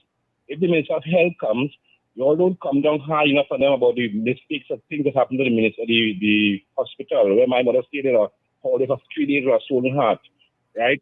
All these things, I don't find you all are harsh enough. I have no problem with your interview yesterday. I'm saying that again. But I find you all should be a little harsh also, or a little more direct with even the Prime Minister, and, back them into a corner just the way you backed Guy Griffith yesterday. That's what my point is, really. I have no problem with your interview. Thank you for your feedback. Yeah, Thank you for Let your me see if feedback. I can respond quickly. Thanks, Big Guy. The Minister of National Security is a policymaker. He does not direct people to wear a body cam. That's one. The Minister of Health is a policymaker. He does not direct people how to conduct themselves in a hospital. You heard it from Paul himself earlier on about his treatment in a hospital. Okay? That's two. The Prime Minister is the only leader so far in years of prime ministers who has made himself available to every single media house on a regular occasion. Okay? So, and I don't know that we are harsh on Gary Griffith. As a matter of fact, we give Gary Griffith a voice more than any other media entity. He gets a voice and an airing here. Okay? So if one day we decide to challenge him on what he has been presenting for a while That is now, not so. It is not one day. No, I'm just saying, Paul, if yesterday we decide to finally challenge him on that particular We challenge point, him every time he comes on, not one day. Right. So we dared him to make it public yesterday, right? What is wrong with that? We have entertained Gary and all. I am a Gary Griffith person. Do I like Gary Griffith? I also disagree with your statement that because the Prime Minister, the Minister of Health, and the Minister of National Security are policymakers, that they cannot be held accountable for performance. No, I'm specific. I'm going specifically to what Big Guy said. He said we are not harsh on them. Hello? Okay? Right? I do agree with the term. You said the term harsh to begin with. Okay? Challenging someone doesn't mean you're harsh. It means that you're being thorough. I don't know that we are ever harsh on anybody. All right. Well, let's grab this call. Good morning. Morning, gentlemen. Hi. Good morning. The guy serious with what he just changed my trend. I thought what I was going to do. Listen, big guy, you really serious? No. Anyway, let me move on. Wendell, what you was reading there about the Canopia police, when you said that, I had to go into my phone and pull up the article. I said, wait, that police officer serious what he said? Let me tell all you something. The last town meeting I went to was either 2018 or 2019. And I refused to go back to the next town meeting Western is having. You know why? It's a talk shop. I look at a meeting, was it last year? But recently, if not this year, last year, and a young man stood up and he spoke and he said, what I am saying here today, I said it 2 years ago. He said that nothing was done. So some people realizing it makes no sense going to them talk meeting. It's a talk shop. They do nothing, right? Let me move on. I'm going to deal now with what's her name? Hazel Thompson Ahi. I'm wondering if when she saw that video yesterday that is circulating with all those students beating up on that one girl, I felt I couldn't watch the whole thing. I wonder what sin that girl committed that they took that vengeance on her. I'm asking Thompson Ahi publicly, do you think it is legal what those girls were doing to that girl in Tobago in the Signal Hill School? Do you, because you come out and say, oh, sending them Milat, is it legal? Or you really serious? I think all you waiting for, God forbid, what went on in the Stoneman Douglas School in Florida, Because when I find the Minister of Education took long to deal with these students who have been fighting, who disrupting classes, disrespecting teachers, they took long. But as they say, better late than never. And my final thing is, I told you all when Gary Griffith comes on, I switch the station. And I remember my husband just keep telling me, oh, you doesn't want to listen, you want to get second hand. I listened yesterday and I was glad. You know why? When I heard what Gary Griffith said, first, he put in the thing, well, he says the commissioner, and you know what? Everything he did when he was commissioner, and it's like a personal thing against him. Me and I, and they shut it down, and everything they shut down. So right now, the current commissioner, Ulla Christopher, ma'am, the ball is in your court to get these officers to use that body cam, because I don't know how you could feel every Monday morning your officers are before the court with some nonsense they did. We have 6 police now before the court for taking money from some drug man. How you feel saying that? So, ma'am, you need to enforce that body cam law, because they're going to continue to be shaming the TTPS. And Gary Griffith, you said yesterday, what you said about who put money in your account and whatever, I'm glad all you challenge him, right? I want to ask Gary Griffith, because he said, oh, what I said, he said that way he said about that money many times. And nobody ever denied it. Gary Griffith, how come? What Philip Alexander, he did a video, it circulate. But what you did for Incheon, and I see you sue him up to now. Were you afraid, Philip Alexander? Look, Michaela Pandey sue him and she smiled all the way to the bank. I'm waiting for you and the man in the bamboo to challenge Philip Alexander what he say about the two all you. All you have a good day. I'm gone with that one. I want to say, it have people who get themselves out of office when they would have been doing good. Patrick Manning was one, right? Patrick Manning literally shot himself in the foot when he was prime minister and called a snap election and lost badly, right? There was a reason he called the election. He didn't just call the election just like that. You know the reason he felt forced to call the election.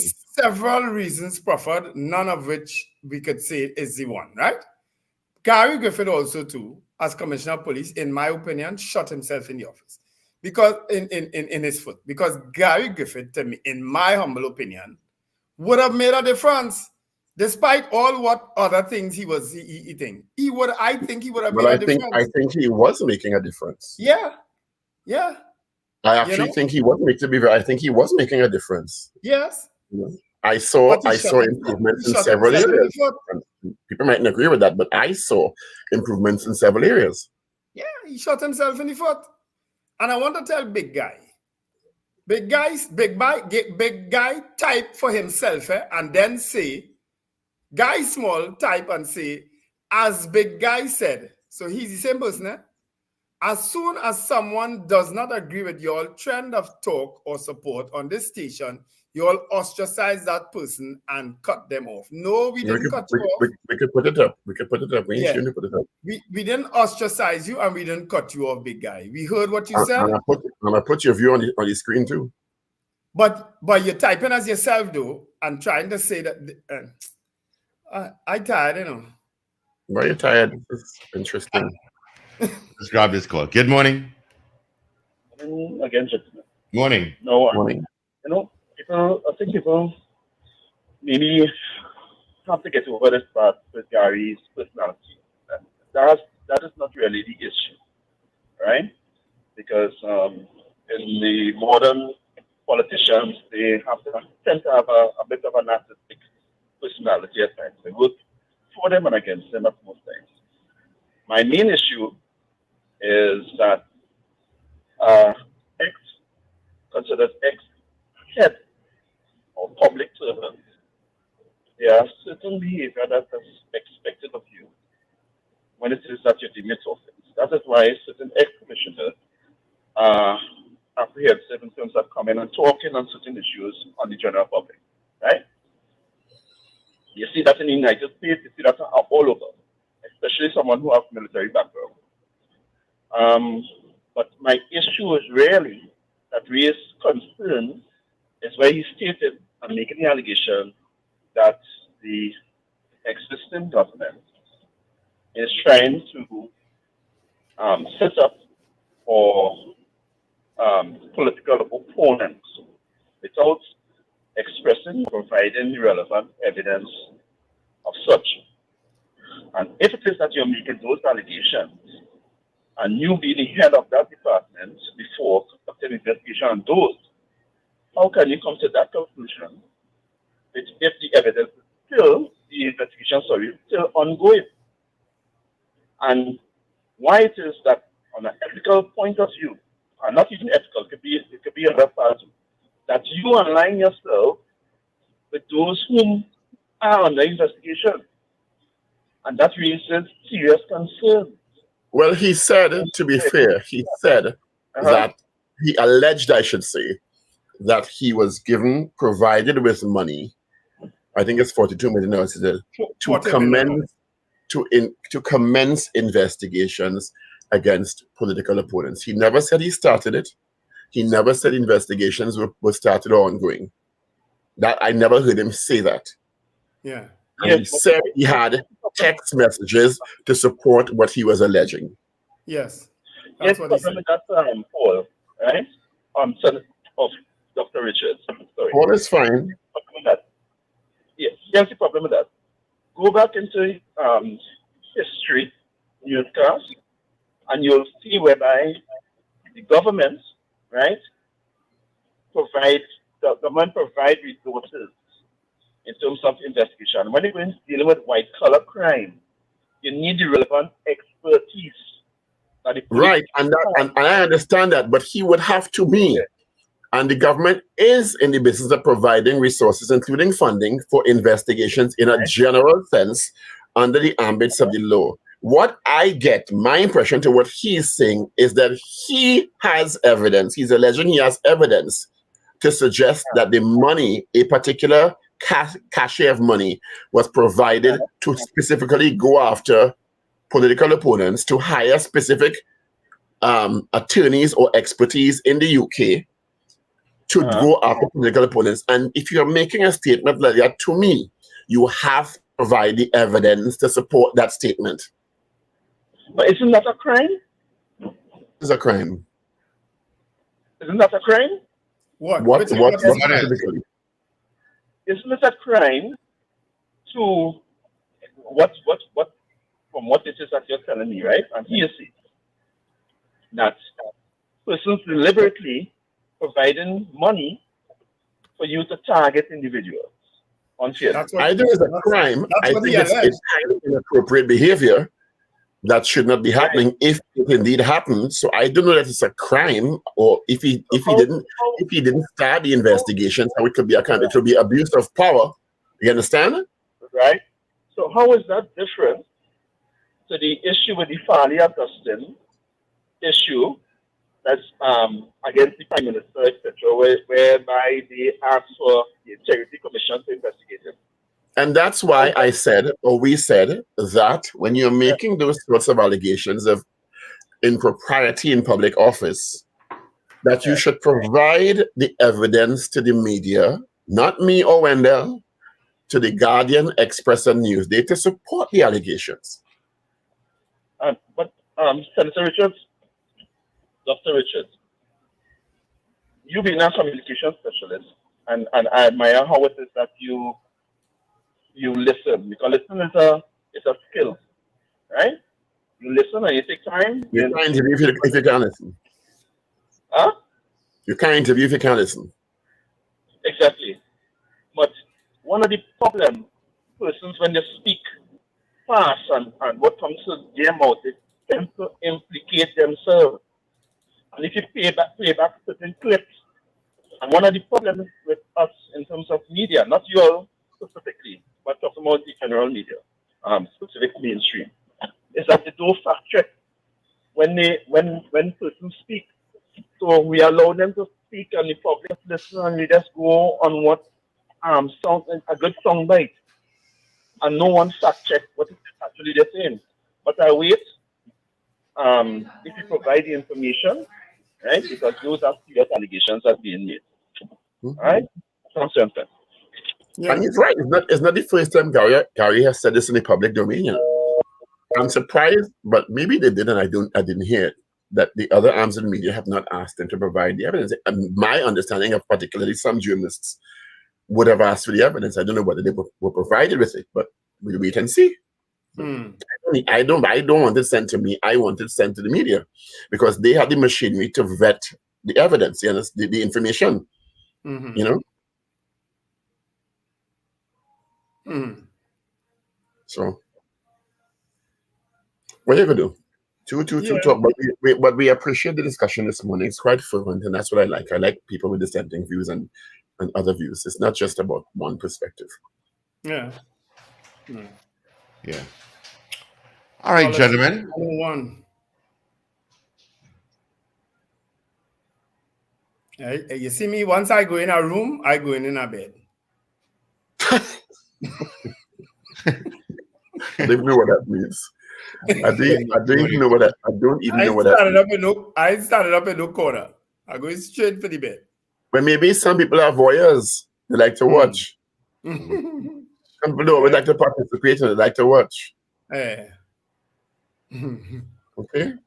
Yeah. You all have a wonderful day. Be safe. It looks like the weather's going to be wonderful outside. Yeah. Nice day for Las Cuevas or Maracas. Be careful as you go. Look out for the tree. And yes, I want to talk about that video coming out of Tobago tomorrow, where sadly these students, I think one of the callers brought it up, 20 or so it was reported, attacked this one student. It just attacked this one girl. And it was quite disturbing. So I'm wondering if I haven't seen it. I saw it yesterday on social media. It's very, very disturbing. Yeah. Right? Have a great day. You all be safe. I don't want to see it. I don't like to watch videos like that. Yeah. All right, folks, have an absolutely wonderful day. Remember, it's 2 minutes to 8, and you're going a little early. So let me go myself, because I was supposed to have gone a while now. I know my son waiting. So folks, have a wonderful day. Remember to let go and let God. Bye-bye. See you tomorrow, please, God. All right, Wendell, Paul, thank you so much. Of course, Richard will also join us tomorrow morning. Full casting tomorrow morning. And of course, tomorrow is World AIDS Day. All right. If he is in